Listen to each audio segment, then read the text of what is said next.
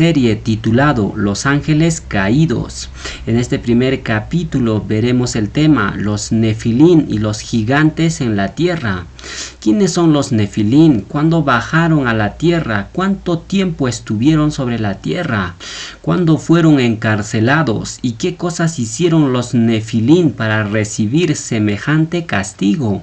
Y finalmente veremos quiénes son los gigantes de la antigüedad, con qué nombres fueron conocidos. Todos esos detalles los desarrollaremos en esta enseñanza. Primero veamos quiénes son los Nefilín. Bereshit 6:4 nos dice, había gigantes, Nefilín. Ahorita vamos a ver qué significa. En la tierra en aquellos días, y también después que se llegaron los hijos de Elohim a las hijas de los hombres y les engendraron hijos. Estos hijos fueron los valientes de la antigüedad, fueron varones de renombre. La palabra hebrea Nefilín, comúnmente casi en todas las versiones de las Biblias, lo tradujeron como gigantes.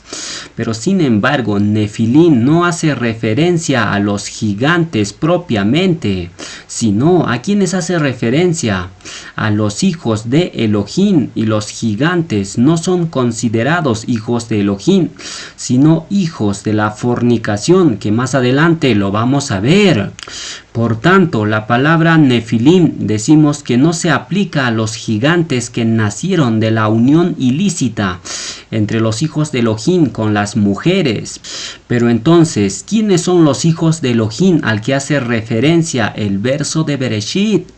Para saberlo vamos a leer el libro de Enoch, pero primero veamos el significado que pone la concordancia Strong para el término Nefilín.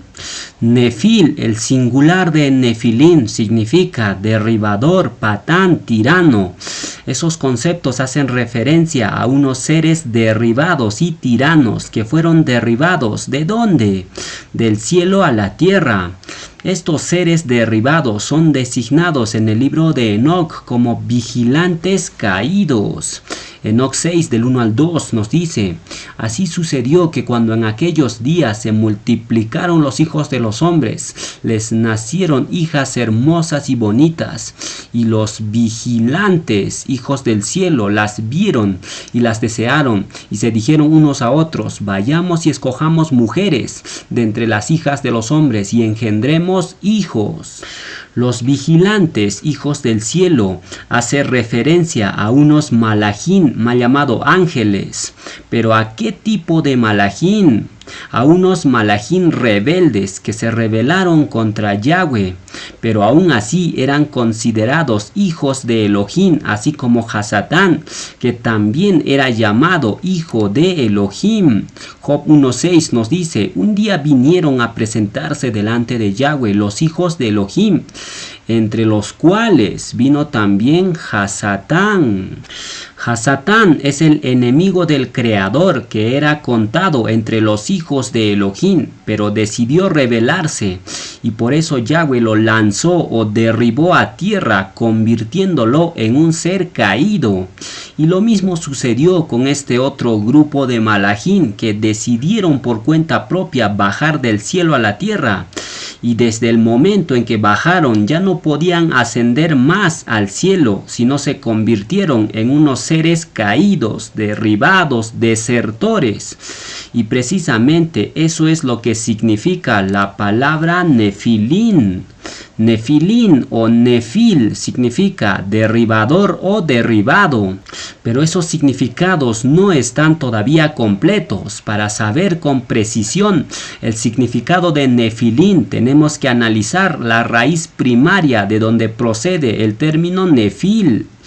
Nefil viene de la raíz nafal, que significa caer, bajar, caída, derribar, descender, desertor, yacer. Ahora preguntamos, ¿quiénes cayeron, bajaron o desertaron? Los vigilantes del cielo. Ellos abandonaron sus moradas perpetuas y yacieron. ¿Con quiénes? Con las mujeres, más precisamente con las hijas de Caín. Al hacer eso, ellos, los Nefilín, mezclaron su ADN Kadosh con el ADN humano manchado por el pecado. Y ahí comenzó la primera modificación del ADN humano. Todo se empezó a corromper desde ese momento. El ADN o código genético de los hombres se había mezclado con el ADN de los vigilantes caídos. Y Yahweh, ¿qué dijo con respecto a la mezcla? Vayikra 19:19 nos dice: mis estatutos guardarás, no harás ayuntar tu ganado con animales de otra especie. Tu campo no sembrarás con mezcla de semillas y no te pondrás vestido con mezcla. Ahí está la clave. No te pondrás vestido con mezcla de hilos. Si Elohim no quiere que se mezcle una semilla con otra, un animal con otro, un hilo con otro hilo, entonces Elohim querría que un malak se mezcle con un humano. Claro que no. Esa mezcla es considerado ante los ojos de Yahweh una unión profana, una unión ilícita totalmente contraria a las reglas de Elohim. Pero la pregunta, ¿por qué los vigilantes querían mezclarse con los humanos? La causa no era tanto porque las mujeres les atrajeron, sino porque querían corromper el ADN humano. ¿Con qué propósito? Con el propósito de impedir que el Mashiach Yahshua viniera y se encarnara en la tierra, ya que ellos sabían muy bien la profecía de la simiente de la mujer. Bereshit 3:15 nos dice: y pondré enemistad entre ti y la mujer, y entre tu simiente de Hasatán y la simiente suya, la mujer. Esta te herirá en la cabeza y tú le herirás en el calcañar. Los vigilantes caídos sabían muy bien que Yahshua un día iba a venir a la tierra a morar con los hombres. Pero para eso el requisito fundamental era que el ADN humano esté totalmente intacto, sin ninguna modificación genética, ya que el Mashiach no podría nacer en una familia que tuviera su ADN corrupto. Por esa razón los vigilantes caídos decidieron corromper el ADN humano, empezaron a entrar a las mujeres y a empezar a contaminarse con ellas, y fruto de esas uniones profanas nacieron los gigantes de la antigüedad. Ahora la pregunta, ¿cómo es que un malak puede desear a una mujer si los malajim no sienten lujuria? El mismo Mashiach dijo que los malajim no se casan ni se dan en casamiento. Entonces, ¿por qué estos vigilantes desearon mujeres? Antes de contestar esa pregunta, primero leamos lo que nos dice Yahshua con respecto a los malajim. Matillá 22:30 nos dice: porque en la resurrección ni se casarán ni se darán en casamiento, sino que serán como los malajim de Elohim en el cielo. Los malajim en el cielo no se casan, es decir, ellos no sienten ningún deseo carnal. Pero entonces, ¿qué pasó con los vigilantes caídos? ¿Cómo es que ellos sí sintieron un deseo carnal y por eso bajaron? La respuesta está en el pecado. Por ejemplo, cuando Adán y Java no habían pecado, ellos no sentían ningún deseo carnal entre ellos. Pero cuando pecaron, Yahweh los castigó, mostrándoles que estaban desnudos y sometiéndolos a pasiones carnales. Lo mismo pasó con los vigilantes caídos. Ellos no sentían lujuria o deseo carnal cuando estaban en el cielo. Pero cuando bajaron, Yahweh los castigó, sometiéndolos a deseos de la carne. Ahí está la clave. En el cielo ningún ser Harruajim espiritual, para que lo entiendan. En el cielo ningún ser Harruajim siente deseos carnales, sino la lujuria únicamente está aquí en la tierra. Ahora, los vigilantes caídos al bajar a la tierra, su naturaleza Kadosh se degradó y perdieron casi todos sus poderes, aunque conservaron su esencia de seres Harruajim. Pero ahora ya estaban sujetos a las pasiones carnales, por eso fueron y tomaron cuantas mujeres pudieron y engendraron de ellas unos seres descomunales en tamaño y forma. Nacieron gigantes sobre la tierra y conforme a su niñez crecieron. Ahora la pregunta, ¿los malajim del cielo son asexuales? Es decir, ¿no tienen sexo? Claro que sí lo tienen. Los vigilantes caídos fueron de sexo masculino. No pudieron haber sido de sexo femenino. ¿Por qué? Porque una mujer no podría embarazar a otra mujer. Eso es imposible. Por tanto, decimos que los vigilantes caídos que descendieron fueron todos varones. ¿Y cuántos vigilantes descendieron a la tierra? Sigamos leyendo el libro de Enoc. Enoc 6 del 3 al 8 nos dice: entonces Shemiasa, que era su jefe, les dijo: temo que no queráis cumplir con esta acción y sea yo el único responsable de este gran pecado. Sabían lo que estaban haciendo. Pero ellos le respondieron: hagamos todos un juramento y comprometámonos todos bajo un anatema a no retroceder a este proyecto hasta ejecutarlo realmente. Entonces todos juraron unidos y se comprometieron al respecto unos con otros bajo anatema, bajo maldición. Y eran en total 200 los que descendieron sobre la cima del monte que llamaron Hermón, el monte del juramento, porque sobre él habían jurado y se habían comprometido mutuamente bajo anatema. Estos son los nombres de sus jefes: Shemiasa, quien era el principal, y en orden con relación a él: Artacof, Ramael, Cocabel, Ramael, Daniel, Sequel, Baraquiel, Asael o Azazel, Harmoni, Matrael, Ananel, Satoel, Shamsiel, Zahariel, Tumiel, Turiel, Yomiel, Yehadiel. Estos son los jefes de decena.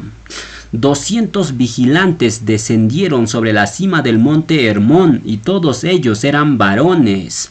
Enoc nos menciona los nombres de 20 de ellos que eran jefes de decena. Estos vigilantes copularon con las hijas de Caín y salieron los gigantes, los cuales eran todos de género masculino. No había ninguna gigante mujer. ¿Por qué? Porque los vigilantes caídos o nefilín eran todos de género masculino, es decir, el ADN predominante en un gigante era el ADN de los vigilantes, no era el ADN humano. Por esa razón todos los hijos de los nefilín salieron de género masculino.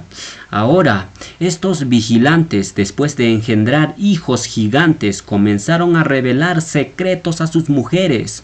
Les comenzaron a enseñar la magia, la brujería, el corte de raíces, los encantamientos, la astrología y toda ciencia oculta que no estaba permitido revelar a los humanos. Y debido a este conocimiento secreto que los vigilantes revelaron, la tierra se llenó de violencia y pecado, y Yahweh decretó el diluvio para acabar con todo este pecado. Bereshit 6 del 11 al 13 nos dice: y se corrompió la tierra delante de Elohim, y estaba la tierra llena de violencia. Y miró Elohim la tierra, y aquí que estaba corrompida, porque toda carne había corrompido su camino sobre la tierra. Dijo pues Elohim a Noa: he decidido el fin de todo ser, porque la tierra está llena de violencia a causa de ellos. Y aquí que yo los destruiré con la tierra, el diluvio. La tierra se llenó de maldad y por ende vino el diluvio por 3 razones. Primero, la tierra se llenó de violencia. Segundo, la tierra estaba totalmente corrompida. Tercero, toda carne había corrompido su camino. Veamos a profundidad cada punto. Primero, la tierra estaba llena de violencia. Pero la pregunta, ¿quién la llenó de violencia? Fueron estos vigilantes caídos, sobre todo fue Azazel, uno de los 20 líderes que menciona Enoc. ¿Y qué hizo Azazel para llenar la tierra de violencia? Leamos Enoc 8 del 1 al 2, nos dice: y Azazel enseñó a los hombres a fabricar espadas de hierro y corazas de cobre, y les mostró cómo se extrae y se trabaja el oro hasta dejarlo listo, y en lo que respecta a la plata, a repujarla para brazaletes y otros adornos. A las mujeres, Azazel les enseñó sobre el antimonio, el maquillaje de los ojos, las piedras preciosas y las tinturas. Y entonces creció mucho la impiedad, y ellos tomaron los caminos equivocados y llegaron a corromperse en todas las formas. La tierra se llenó de violencia porque cada uno forjaba un arma y se mataban unos a otros. Un titán mataba a un gigante mataba a un jayán, y así sucesivamente cada uno mataba a uno más débil. Jubileo 7:21 nos dice: por estas tres causas ha ocurrido el diluvio sobre la tierra, por la fornicación que cometieron los custodios, los vigilantes caídos, con las hijas de los hombres. Contra lo que se les había ordenado, tomaron por mujeres a cuantas escogieron entre ellas, cometiendo la primera impureza, y tuvieron hijos gigantes, todos ellos descomunales, que se devoraban unos a otros. Un titán mataba a un gigante mataba a un jayán, y el jayán mataba al género humano y los hombres unos a otros.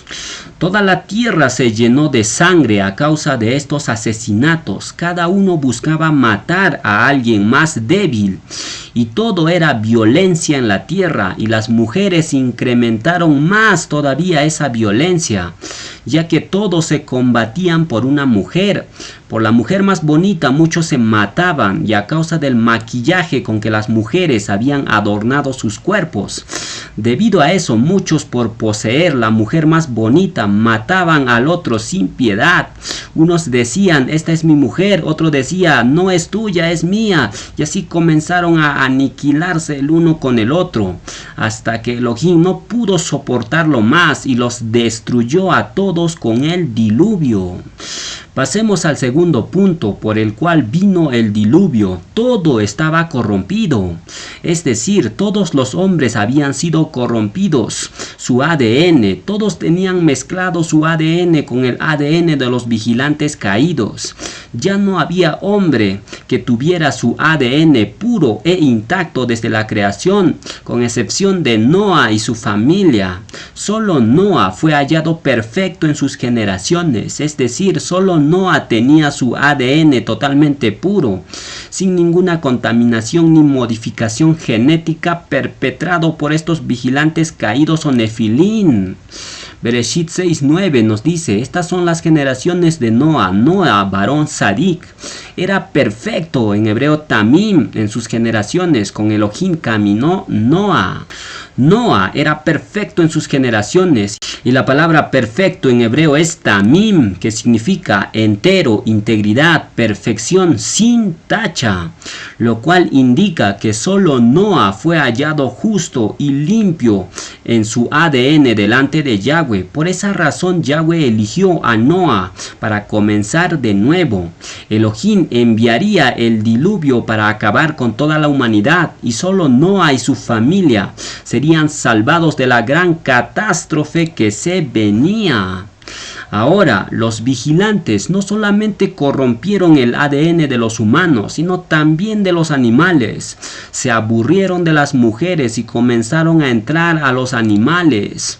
Enoc 7 del 4 al 5 nos dice: entonces los gigantes se volvieron contra los humanos para matarlos y devorarlos, y empezaron a pecar contra todos los pájaros del cielo y contra todas las bestias de la tierra, contra los reptiles y contra los peces del mar, y se devoraban los unos la carne de los otros y bebían sangre. La frase pecar contra los pájaros y todas las bestias se refiere claramente a la unión sexual. Estos vigilantes se llegaron a los animales y comenzaron a engendrar hijos, mitad animal, mitad ángel caído o nefilín. Y a ese proceso se le llama hibridación o mestizaje. En otro capítulo aparte hablaremos de estos seres híbridos, los cuales realmente llegaron a existir. Por eso muchas mitologías los describen. Por ejemplo, la mitología griega habla del centauro, un híbrido mitad caballo y mitad hombre. De la cintura para arriba era hombre y de la cintura para abajo era caballo. Otro híbrido tenemos al minotauro, un hombre con cabeza de toro, y este híbrido es ampliamente adorado con el nombre de Baal o Moloch. Otro híbrido tenemos al dios egipcio Anubis, un hombre con cabeza de chacal. Otro híbrido tenemos la serpiente emplumada o Quetzalcóatl de los mayas, que era conocido también como Kukulcán, etc. Ahora pasemos a la tercera razón por la cual vino el diluvio. Toda carne corrompió su camino. ¿Qué significa corromper el camino? Que todo hombre y mujer cambió el uso natural del ayuntamiento por uno que es contra natura. Es decir, se unían mujeres con mujeres y hombres con hombres. Romanos 1 del 25 al 27 nos dice: ya que cambiaron la verdad de Elohim por la mentira, honrando y dando culto a las criaturas antes que al Creador, el cual es bendito por los siglos. Por esto Elohim los entregó a pasiones vergonzosas, pues aún sus mujeres cambiaron el uso natural por el que es contra naturaleza. Y de igual modo también los hombres, dejando el uso natural de la mujer, se encendieron en su lascivia unos con otros, cometiendo hechos vergonzosos hombres con hombres, y recibiendo en sí mismos la retribución debida a su extravío. La maldad en la época antes del diluvio era tal que las mujeres decían: ya me aburrí de los hombres, ahora me uniré a las mujeres. Y los hombres de la misma forma decían: ya me aburrí de las mujeres, ahora me llegaré a los hombres.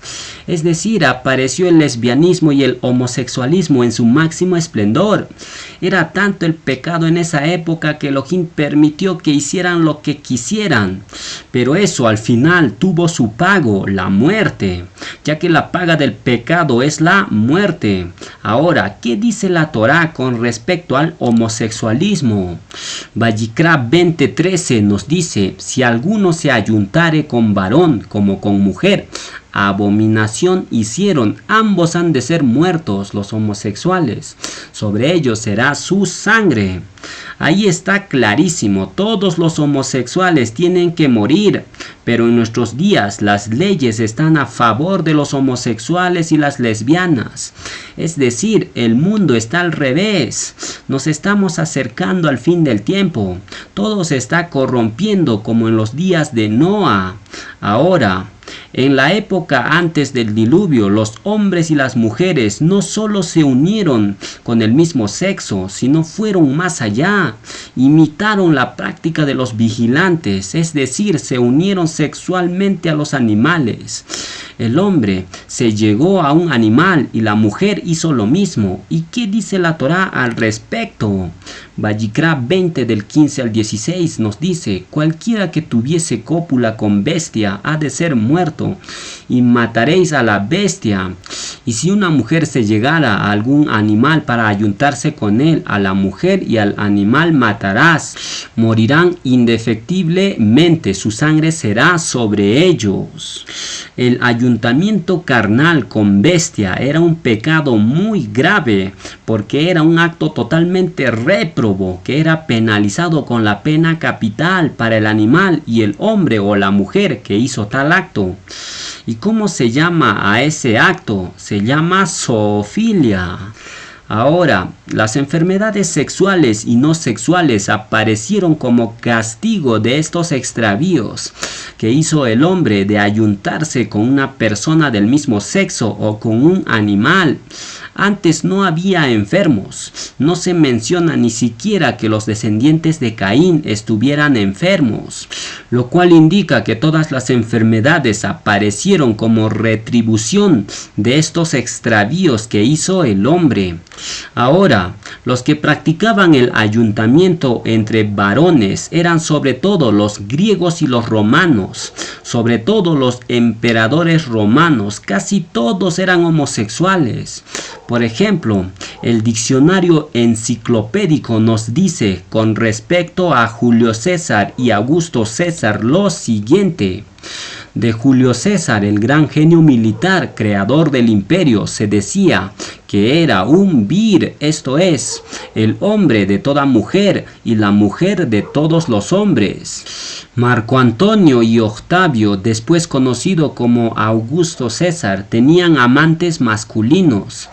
Según Séneca, los esclavos eran obligados a veces a desempeñar el papel pasivo en el sexo entre varones. Muchos niños eran explotados sexualmente por hombres mayores. Todo esto, como es lógico, escandalizaba al mundo yaudí. Filón de Alejandría condena la actividad homoerótica clasificándolo entre la bestialidad. ¿Saben cuál era el pensamiento griego y romano? Era lo siguiente. Ellos decían, la mujer para la reproducción y el hombre para el placer.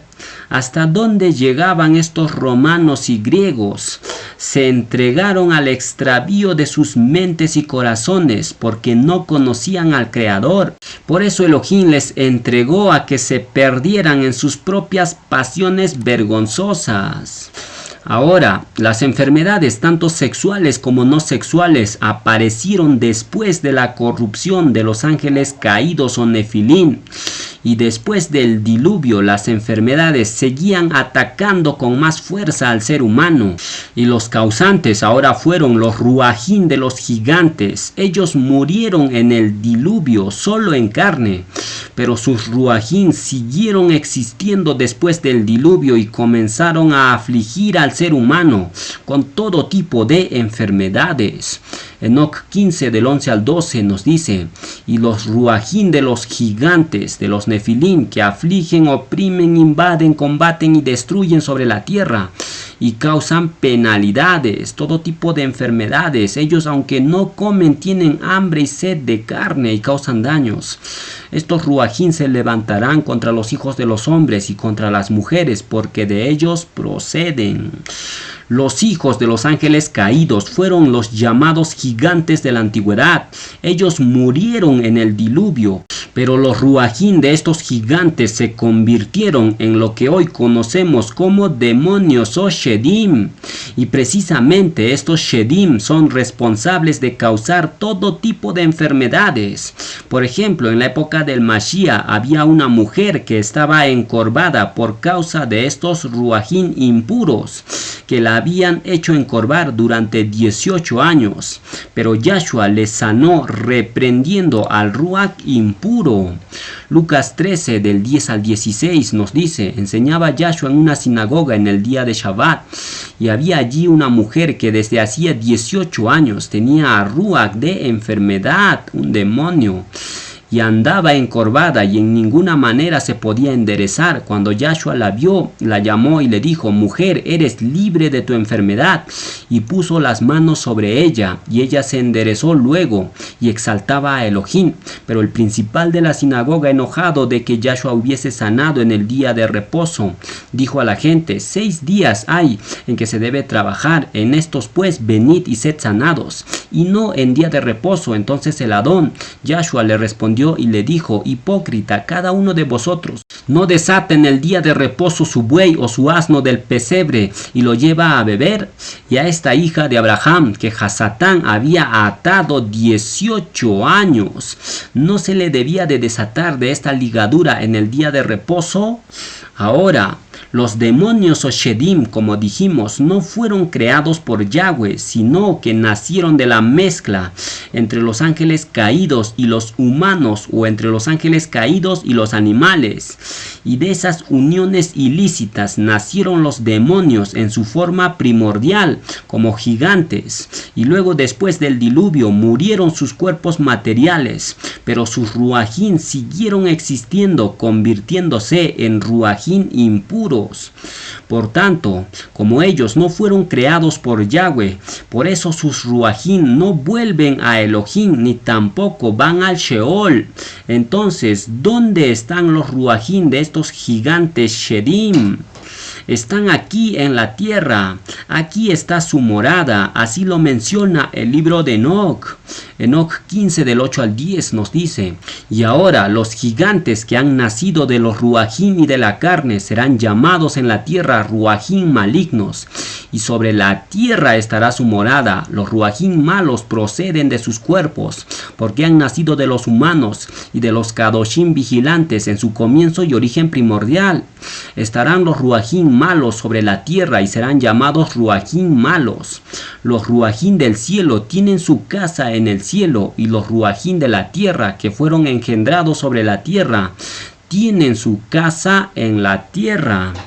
Estos ruajín de los gigantes están aquí sobre la tierra. Un 90% fueron encerrados en el abismo con sus padres, los vigilantes. Pero una 10ª parte se quedó vagando aquí en la tierra al mando del príncipe Mastema, el cual es el jefe de estos ruajín impuros o shedim. Estos ruajín son reales. Usted habrá escuchado de una casa que está embrujada, una niña que se aparece en los hospitales y muchas cosas que la gente cuenta. Esas son historias reales, no son cuentos de fantasía o ciencia ficción. Esos seres realmente existen y están merodeando sobre la tierra. ¿Quiénes son? Son los ruajín de los gigantes que vivieron antes del diluvio. A estos ruajín impuros o shedim les gusta andar en lugares desolados. Sobre todo los cementerios son sus lugares favoritos. Allí toman la forma de la persona que murió y empiezan a aparecerse a otras personas. Y la gente dice: he visto a mi abuelita que murió, pero en realidad no viste a tu abuelita, sino ¿a quién viste? A un shedim o demonio que tomó la forma de tu abuelita. Otro ejemplo, los espiritistas cuando invocan a los muertos, no se aparece el muerto, sino ¿quién se aparece? Se aparece un shedim que toma la forma del muerto y la persona cree que vio a un familiar fallecido, pero en realidad vio un shedim. Que Yahshua lo reprenda. Los muertos no pueden aparecer porque están en el Sheol. Solo los shedim están aquí en la tierra rondando por todos lados. Ellos no tienen un lugar donde reposar, sino que fueron condenados a rondar la tierra, los shedim. Y los lugares favoritos donde se encuentran estos shedim son los cementerios y también las iglesias. Y a esos lugares usted ni siquiera entre porque se convirtieron en guarida de todo ruach inmundo y aborrecible. ¿Por qué? Porque estas iglesias cristianas tienen sus cruces o sus imágenes talladas en yeso, en madera o piedra, y ahí están camuflados estos shedim. A estos shedim les gusta que las personas se inclinen ante ellos.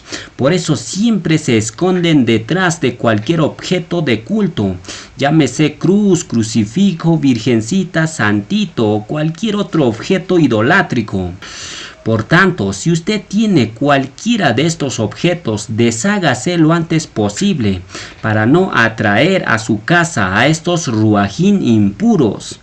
Estos ruajín impuros se enseñorean de aquellos que rechazan a Yahweh y Yahshua, pero los que confían en Yahweh Elohim tienen la potestad de echar fuera demonios y pisar toda fuerza del enemigo.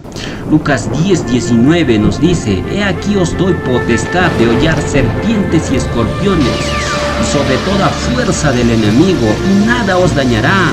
Mas a todos los que le recibieron, a los que creen en su nombre, les dio potestad de ser hechos hijos de Elohim.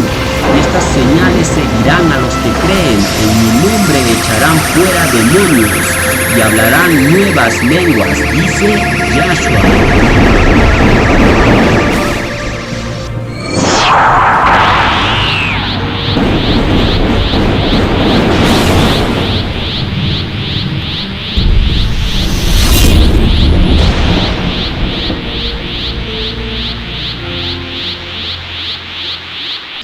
Vamos a continuar con la enseñanza en este Shabbat semanal. Ahora vamos a ver la mezcla de cosas, una corrupción del ADN. Hasatán, el enemigo del Creador, sabía muy bien que un día el Mashiach Yahshua le pisaría la cabeza. Y para evitar eso a toda costa, el plan maligno de Hasatán fue corromper el ADN humano para que Yahshua no tuviera dónde nacer. Su plan se basaba en corromper todas las líneas sanguíneas para que tuvieran algo del ADN de los vigilantes caídos. Así el Mashiach definitivamente no podría venir a la tierra. Y si el Mashiach no viene, entonces nadie podrá pisarle la cabeza a la serpiente. Eso tenía en mente Hasatán. Por eso los vigilantes del cielo descendieron para mezclarse con los humanos. Así el ADN humano fue corrompido totalmente. Vean, el Creador crea y Hasatán destruye. El Creador hace algo bueno y Hasatán corrompe todo. Es decir, la corrupción Hasatán lo lleva en las venas, por así decirlo. Y de hecho, la teoría de Hasatán, la ciencia del bien y del mal, es una corrupción del bien, es decir, es una mezcla. Bereshit 2:17 nos dice: mas del árbol de la ciencia del bien y del mal no comerás, porque el día que de él comieres ciertamente morirás. Una mezcla ya no es una sustancia pura. Usted mezcle agua con alcohol y obtendrá una sustancia que ya no es agua ni alcohol, es una sustancia corrompida. Otro ejemplo, usted mezcle un burro con un caballo, ¿qué va a obtener? Va a obtener una mula, un animal corrompido, que por cierto la mula es un animal estéril que no puede procrear.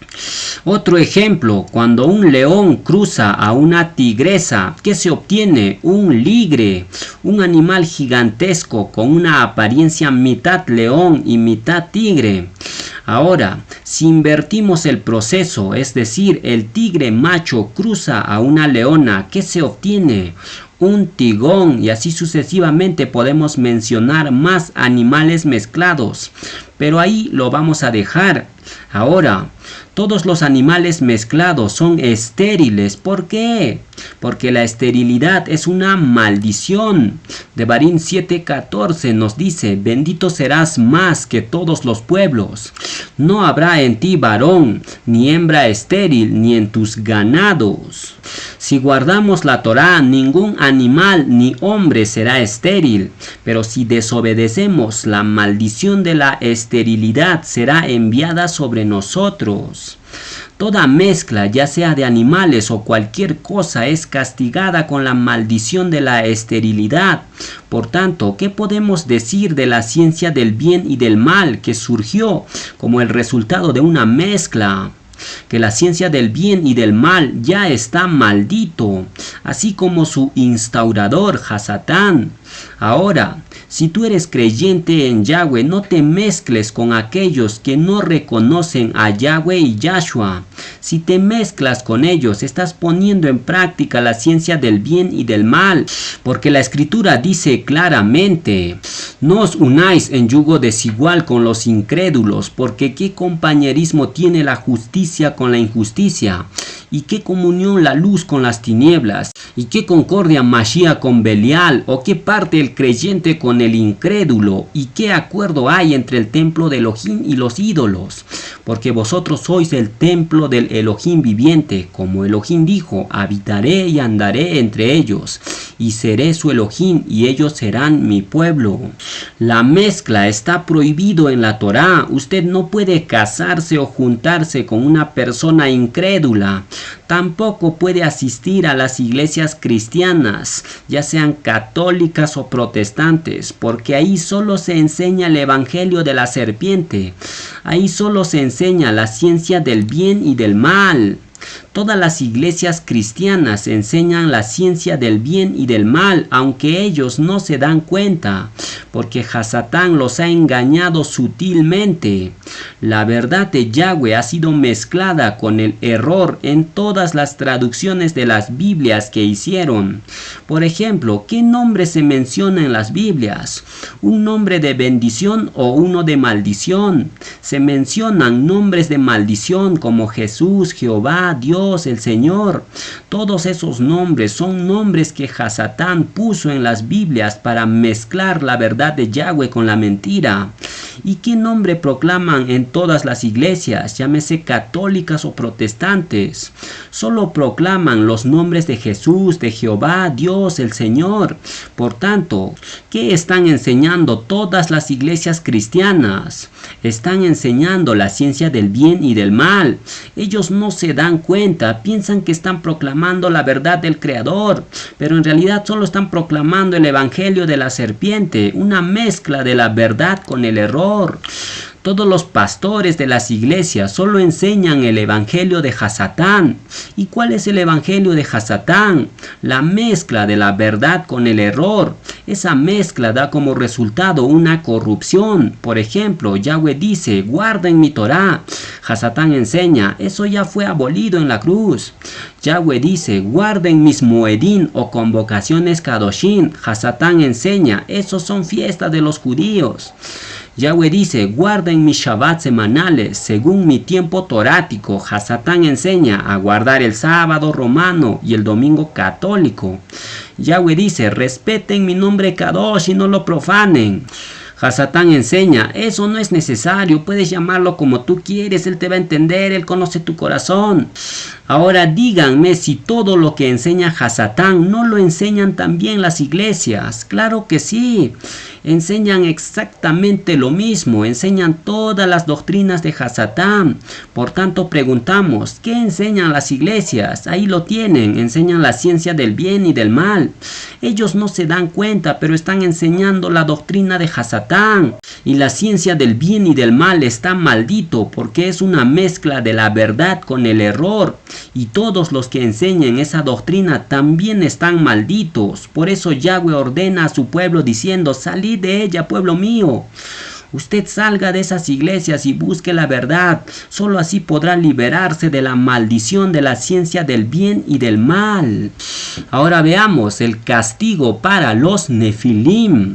Los vigilantes caídos o nefilim, ellos no murieron en el diluvio como sus hijos, ya que los nefilim son seres inmortales. Por tanto, para ellos fue establecido un castigo. Ellos fueron llevados a prisiones de oscuridad, donde actualmente se encuentran. Más adelante vamos a ver dónde se encuentran esas prisiones de oscuridad. Primero veamos en qué época bajaron los vigilantes caídos. Para saberlo, leamos el libro de los jubileos. Jubileos 4:15 nos dice, en el segundo septenario, 10º jubileo, Mahalalel tomó por mujer suya a Dina, hija de Baraquiel, prima suya.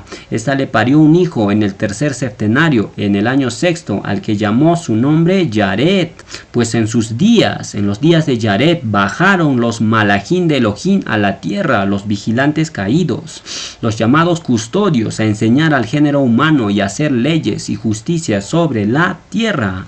En la época del patriarca Yared, el sexto patriarca desde Adán, bajaron los vigilantes o custodios a la tierra y comenzaron a entrar a las mujeres. Y de hecho, el propio nombre Yared significa descender.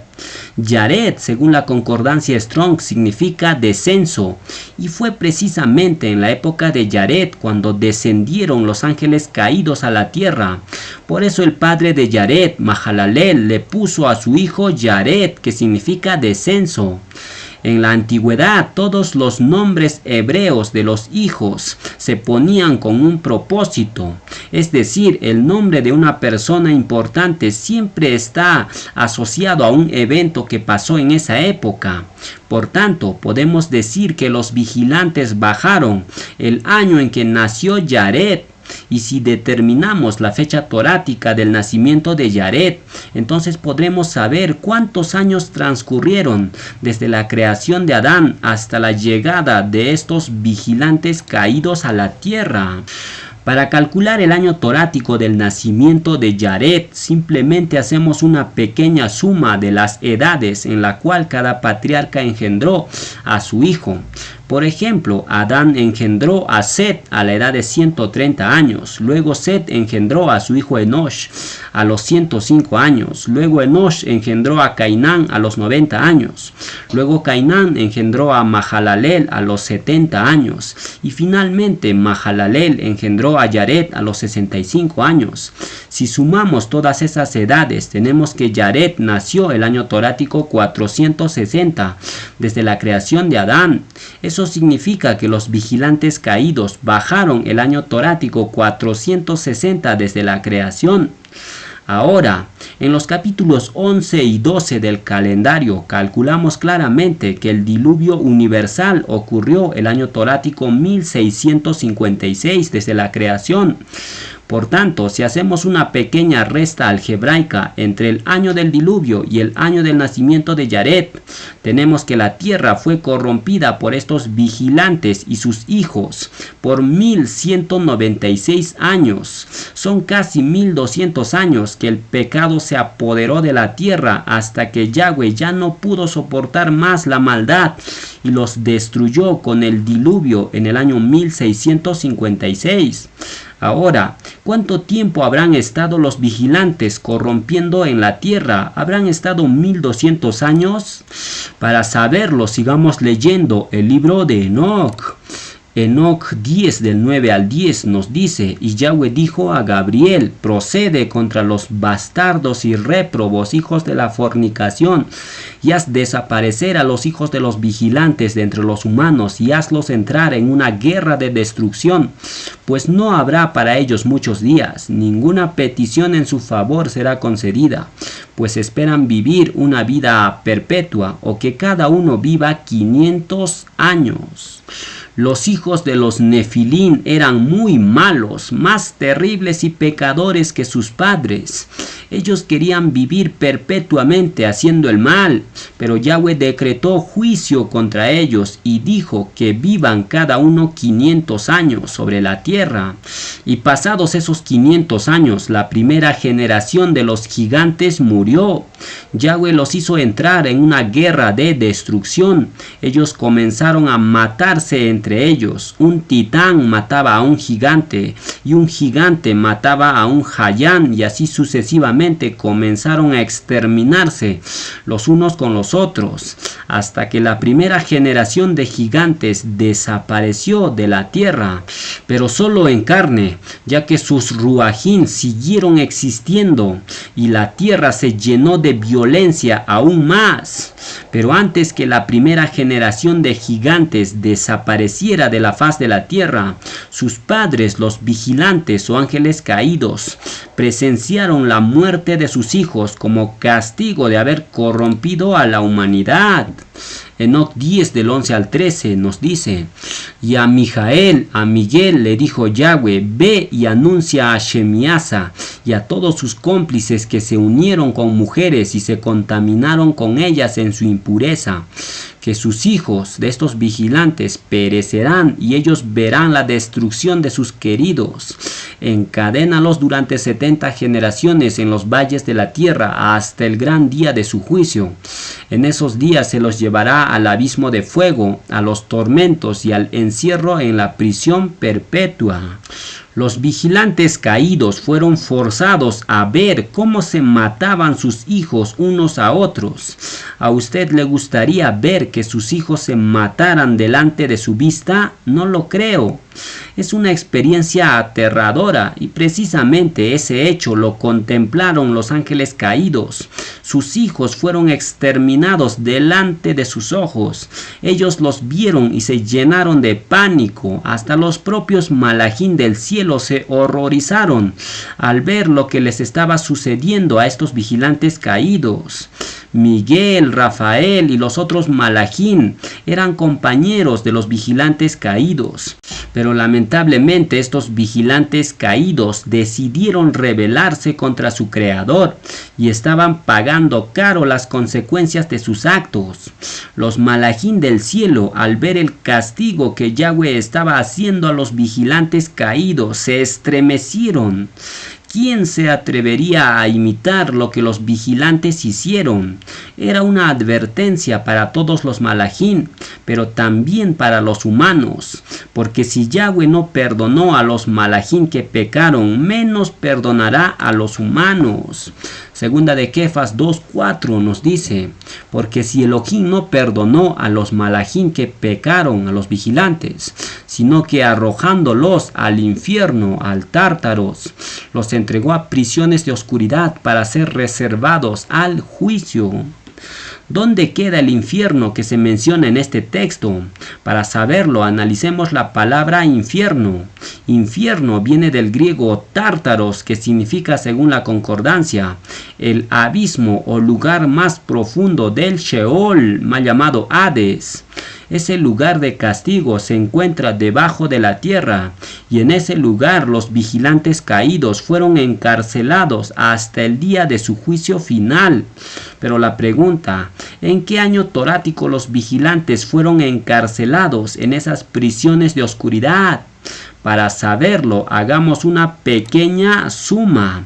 Tenemos que el año torático del descenso de los vigilantes es el año torático 460, el año en que nace Yared, el sexto patriarca, eso lo calculamos. Ese año 460 torático, los vigilantes comienzan a tomar mujeres y engendrar gigantes. Luego pasan 500 años y muere la primera generación de gigantes. Haciendo una suma, tenemos que 460 más 500 años, eso nos da 960 años.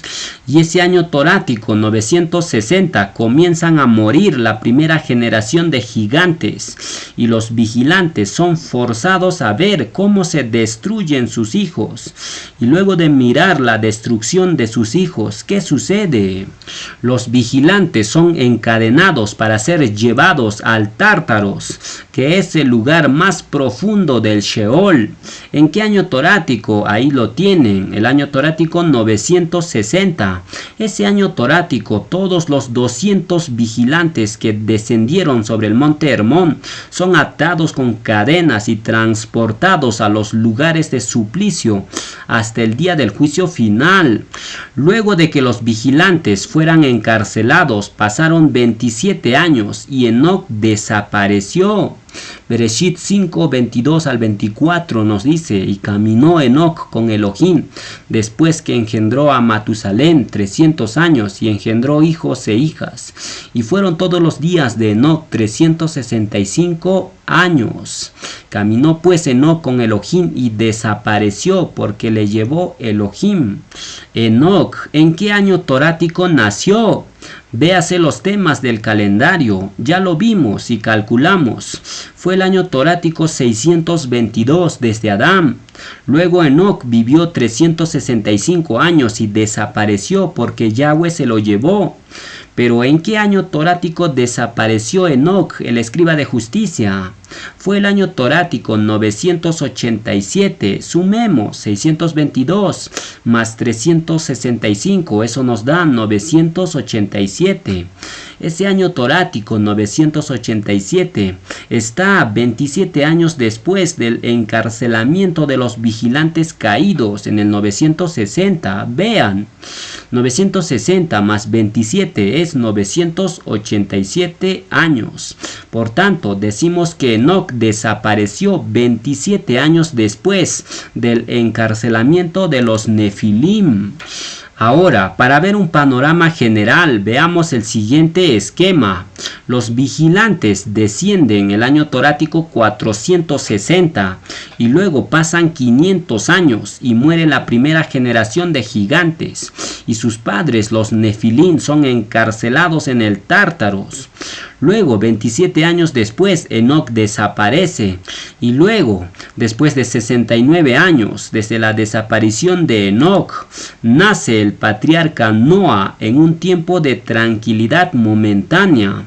Por eso Lamec, el padre de Noa, decide poner a su hijo.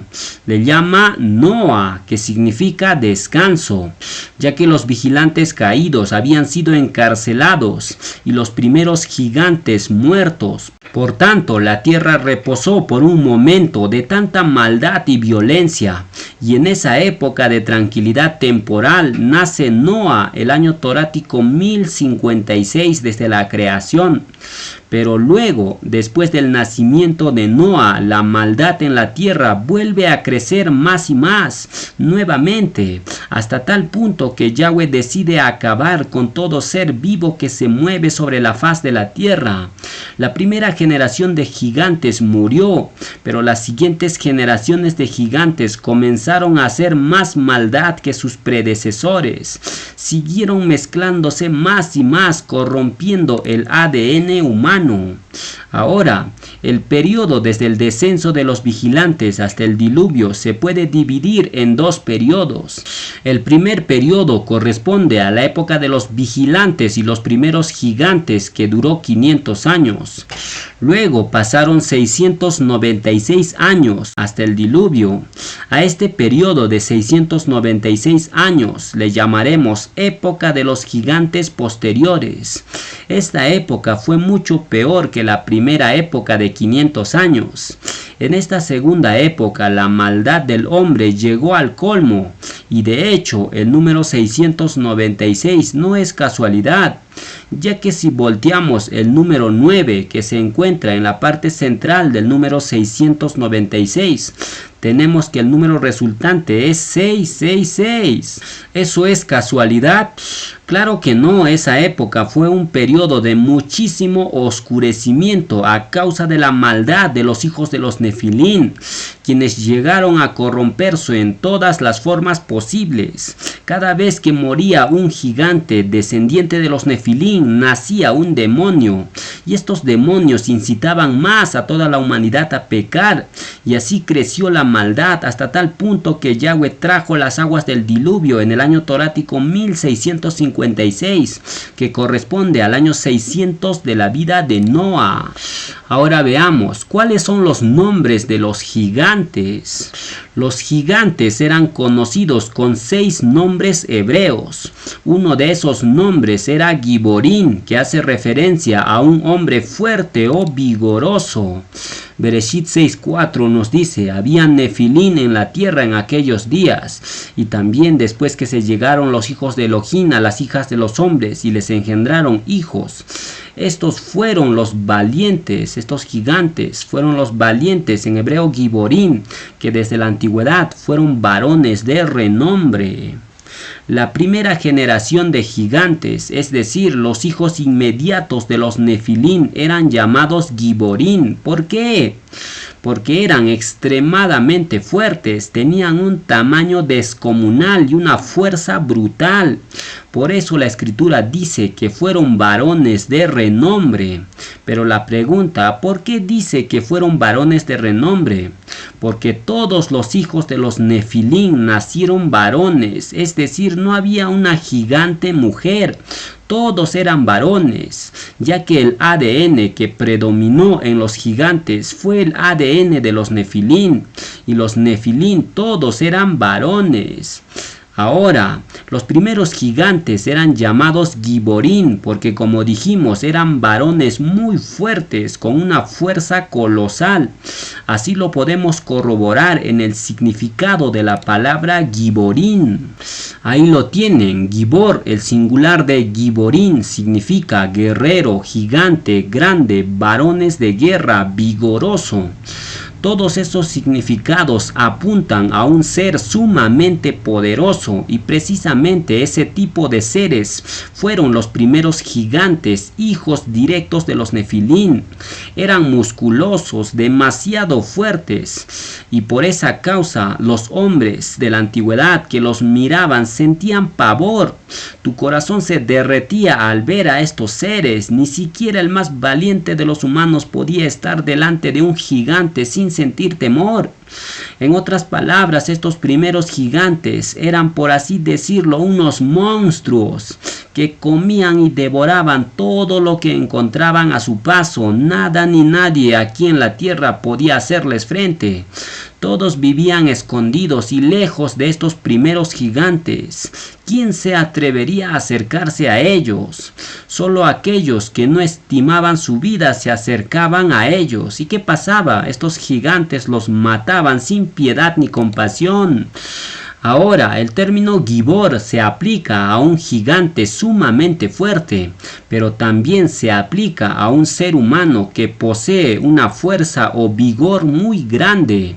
Por ejemplo, Nimrod era llamado un Gibor, ya que el Tanakh menciona que Nimrod era un vigoroso cazador delante de Yahweh. Eso significa que Nimrod era un hombre muy poderoso en fuerza física, tanto así que nadie lo igualaba en fuerza en esa época. Ahora, el hecho de que Gibor esté asociado a hombres o gigantes tiranos y malvados, eso no significa que este término Gibor sea algo malo. ¿Por qué? Porque este mismo término se aplica también a nuestro Mashiach.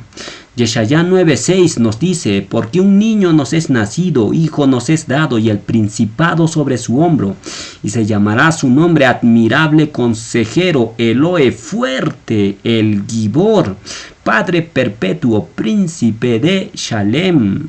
La palabra hebrea Gibor no tiene nada de malo, hace referencia simplemente a un ser sumamente poderoso, extremadamente fuerte. Y nuestro Mashiach es el ser más poderoso que existe. Solo Yahweh está por encima del Mashiach. Por eso al Mashiach se le llama el Gibor. Él es la forma corta de Elohim, que significa fuerza. Y Gibor significa fuerte, poderoso. Fíjense en las letras pictográficas. Él se escribe con una cabeza de toro y un bastón de pastor. La cabeza de toro simboliza fuerza, poder, y en consecuencia el término él hace referencia a un ser fuerte. Y si a esto le añadimos el término Gibor, entonces el Gibor hace referencia a un ser demasiado poderoso. Se podría decir el fuerte de los fuertes. Y esa característica le pertenece a nuestro Mashiach Yahshua, un varón de guerra sumamente fuerte. Ahora, el término Gibor se aplica también a los 30 valientes de David, los cuales eran llamados Giborín.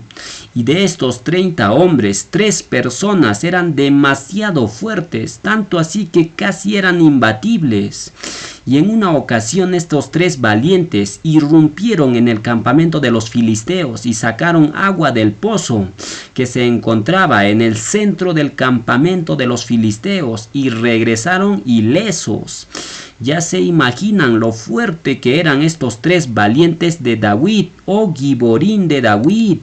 A otro personaje que se aplica el título de Gibor es también al filisteo Goliat de Gat, al cual David le cortó la cabeza en el valle de Ela.